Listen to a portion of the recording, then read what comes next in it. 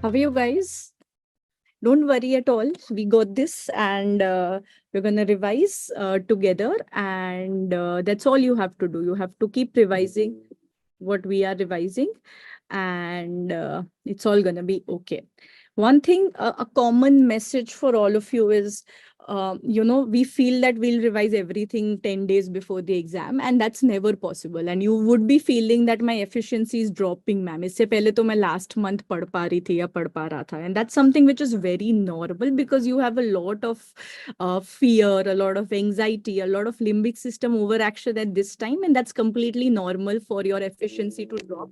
Just believe you're not alone. It's happening with everybody, and that's fine. You just have to get through each day now and be confident. Don't let your confidence take a hit. Don't do anything new at this point. Just keep revising what you have done.